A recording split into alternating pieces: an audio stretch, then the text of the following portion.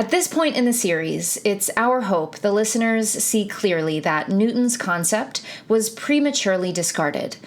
This perspective was submitted to the Gravitational Research Foundation in the spring of 2019. It seems that today's scientists and physicists struggle to let anyone question a decision by Einstein. Einstein's general theory of relativity and its formula is worshipped within the scientific community. Einstein's formula is the most accurate for calculating orbits in our solar system and may be the best forever because it was reverse engineered from the answers to the question. Although his formula works, his theory of how gravity functions is not correct, as we've pointed out throughout this series. He picked the wrong medium to transmit gravity. Science knows there is a major problem somewhere within today's gravitational theory. Some even suspect the problem is within general relativity, but no one will accept the fact that we need to return to Newton's theory. This is because no one has been able to envision an alternate explanation for lensing. When Gary has attempted to present these concepts to dozens of theoretical physicists and other researchers, most ignore the information altogether, while some respond by stating, "You need to switch to Newtonian theory to understand galaxies." This happened to be the same person that had told Gary in an earlier conversation that Newtonian theory was disproven when general relativity solved Mercury's orbit. Another physicist deplored the problems of unqualified persons pushing pseudoscience. This is a man who constantly refers to the added attraction of dark matter as if he is positive it exists. He adds this attraction to anything he cannot explain about the galactic scale. He believes this is the correct solution to general relativity's shortfall within galaxies. Adding additional attraction to galaxies is pseudoscience.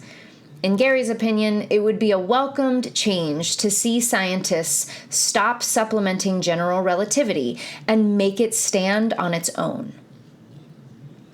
Within the scientific community, Gary Lederer is considered a nobody from, quote, nowhere, because he does not work at a research lab of a university.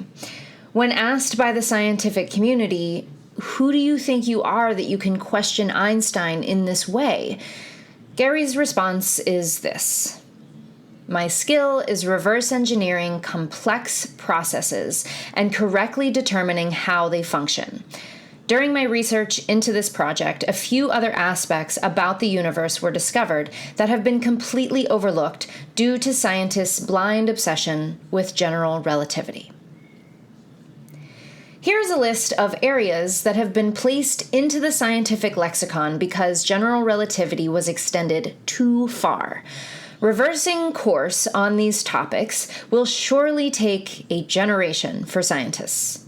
Items that were wrongly conceived from general relativity include black holes, the possibility of wormholes in space, the concept of the Big Bang, expansion of space, inflation of the universe.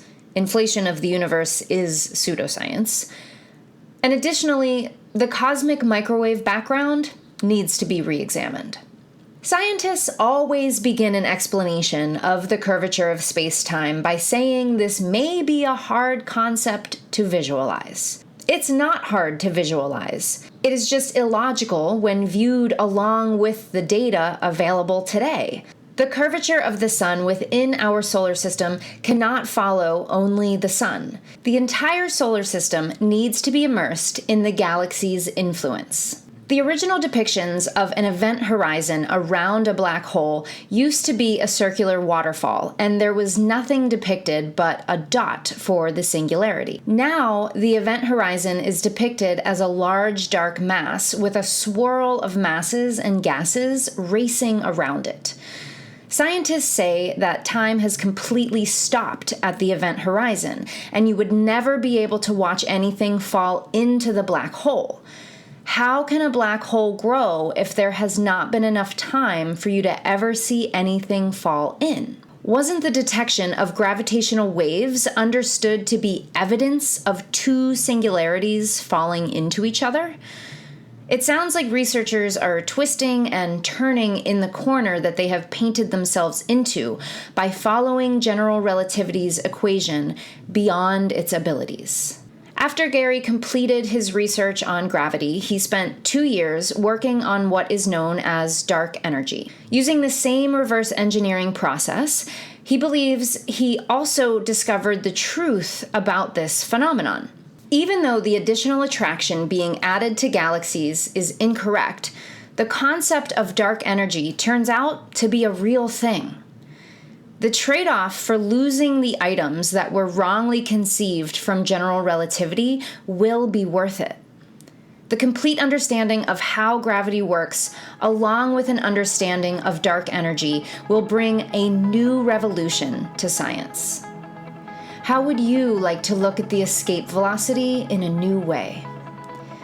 Hopefully, this series has shown that general relativity's formula is important, but it is not the be-all, end-all that science has made it out to be.